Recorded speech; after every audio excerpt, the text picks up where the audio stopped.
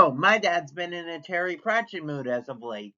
He's been listening to the audiobooks a lot for a little while now. When a book gets popular, it more often than not gets an adaptation, and more specifically, an animated adaptation. Enter this little movie called The Amazing Maurice, which I didn't like at all.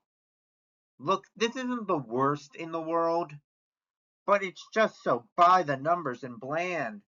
Except for one thing. Militia. She is, by all accounts, the right way to do meta-humor. In order for humor to work, it has to tell us something about the character's personality. And meta-humor is no exception. Too often in media, meta-jokes are just used as a way to get out of lazy storytelling. Well, how about we do every single fairy tale cliche, but the person saying them is a bookworm? Wild concept, I know. Well, that's who Militia is. She grew up mostly isolated and felt like she was just part of someone else's story.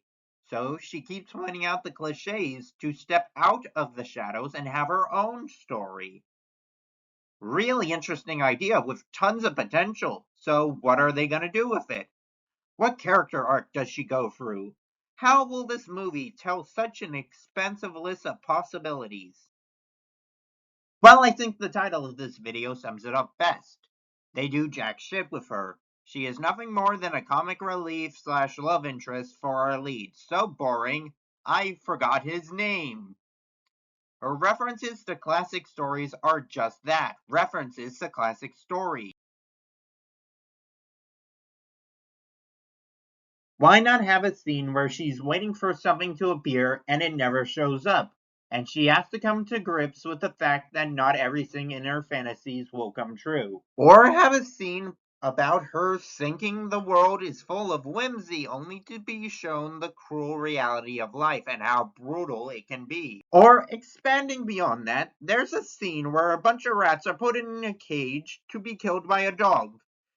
Have it so where she's forced to fear animals like that, or think humans and animals live side by side, like in a fairy tale. But she finds out about it through this scene and shows kindness and tries to make peace with the two sides. The villain already has this mindset of punishing humans for their cruelty, and have her be the one to stand off against him instead of the Walmart version of Diego from Ice Age. His sacrifice doesn't mean much because 5 lives take away 2 still leaves 3 lives left.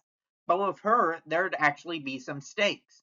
Plus, it could tie into her finale, of course, and her being taken aback by the fact that she didn't expect it at all. I know not every movie can have as deep of a theme and tie them in perfectly like The Wild Robot, but I just see such a good idea here. And instead of having a relatable story, an emotional one at that, of an isolationist growing to not treat everything like a story, I instead got a cat.